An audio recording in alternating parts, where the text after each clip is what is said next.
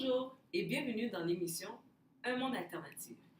Dans l'épisode d'aujourd'hui, nous allons parler d'un homme de valeur, respecté mondialement pour son courage, sa sagesse et ses nombreuses luttes pour la liberté d'égalité. Vous l'avez bien deviné, il s'agit de Nelson Mandela. Faisons un bref retour en arrière pour comprendre le contexte de lutte en Afrique du Sud. Nelson Mandela est né le 18 juillet dans un petit village nommé Transkei. Malgré que Nelson avait des descendances royales, il était appelé à être conseiller des chefs de sa tribu.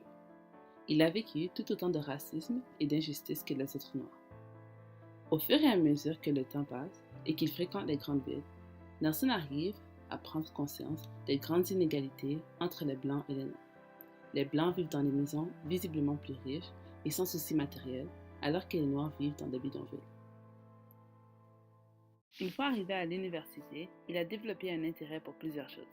Cependant, il était surtout captivé par les idées de non-violence de Gandhi, qui soutient l'idée que tu peux faire valoir tes droits sans l'utilisation de la violence. Il a par la suite poursuivi ses études pour devenir avocat dans le but de défendre les gens de son peuple. Il obtient finalement sa licence de droit en 1942 et ouvre son cabinet d'avocat.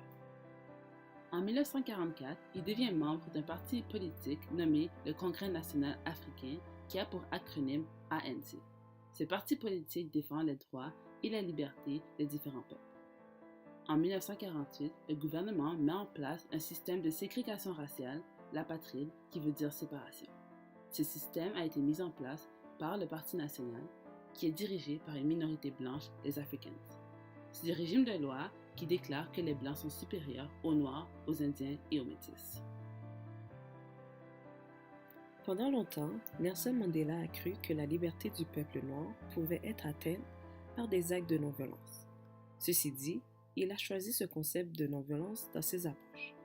En 1960, il a eu un changement de perception par rapport à la non-violence suite au massacre du 21 mars 1960 à Sharpeville. Cette manifestation avait comme objectif de combattre la loi contre les Noirs, Indiens et aux Métis qui les obligeait d'avoir en leur possession une passe dans laquelle était inscrite leur information personnelle. Toute personne qui était trouvée dans les lieux publics sans cette passe pouvait être arrêtée et être détenue jusqu'à la durée de 30 jours. Entre 5 000 à 7 000 personnes se sont réunies puisqu'ils étaient en désaccord avec cette loi qui les empêchait d'aller sur certains territoires qui étaient strictement réservés aux Blancs. Ils se sont alors présentés à une station de police sans leur passe en manifestant sans armes alors que certaines personnes ont lancé des roches.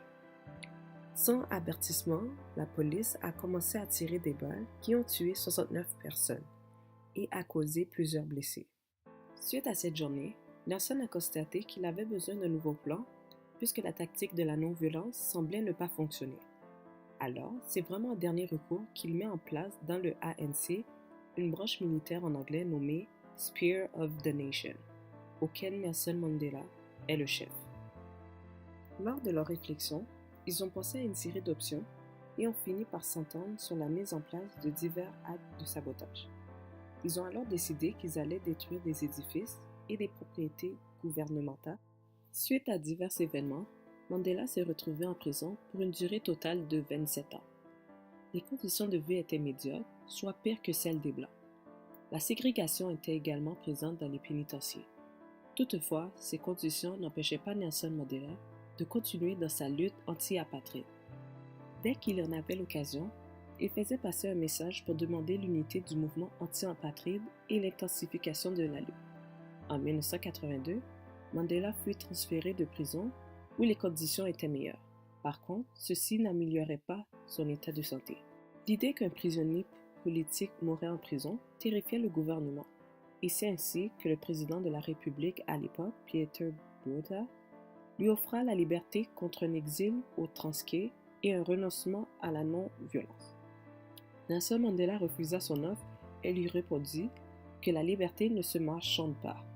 C'est ainsi, à plusieurs négociations et des pressions politiques internationales, que Nelson Mandela parvint à sortir de prison le 11 février 1990 à 71 ans.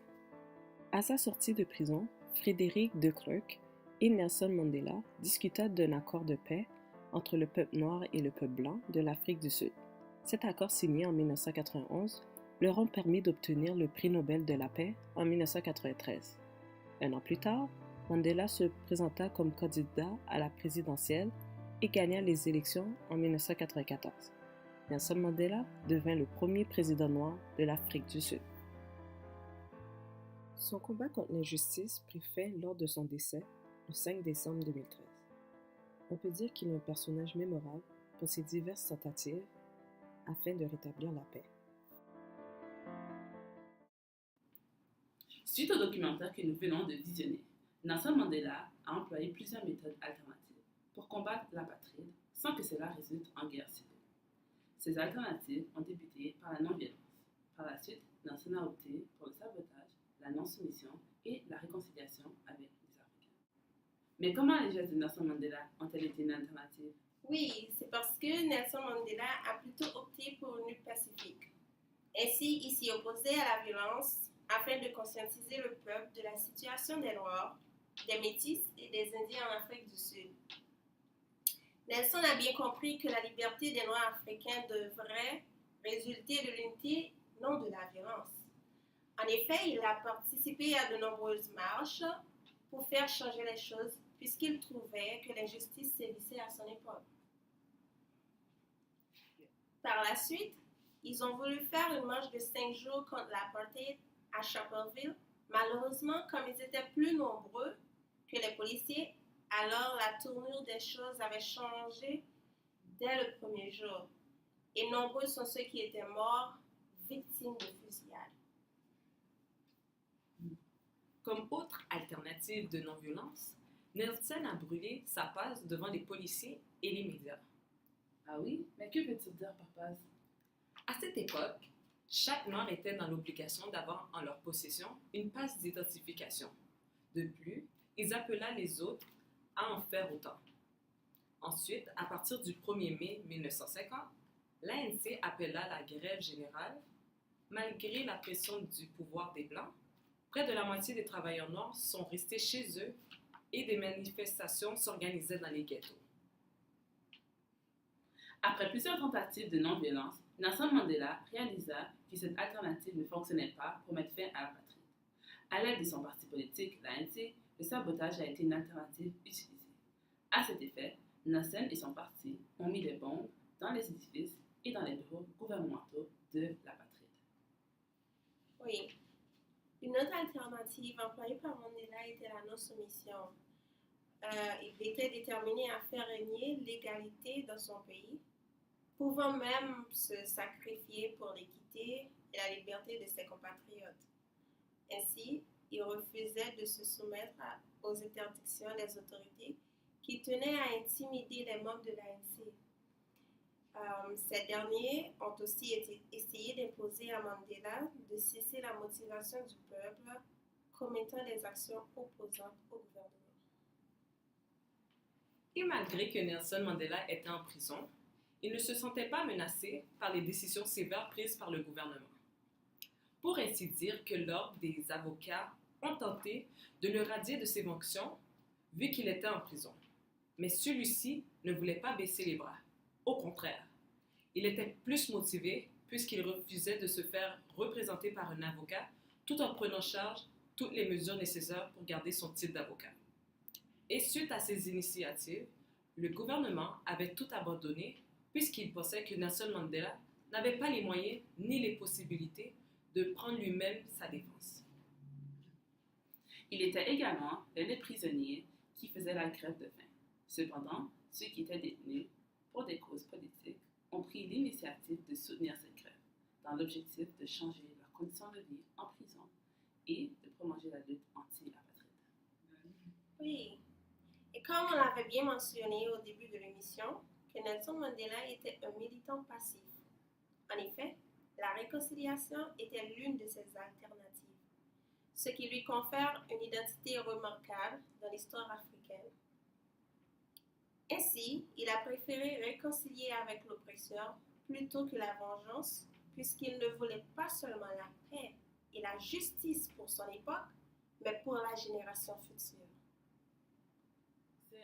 Selon l'approche alternative de Nelson Mandela, nous pouvons faire un lien direct avec le texte de Boisvert, Rompre avec.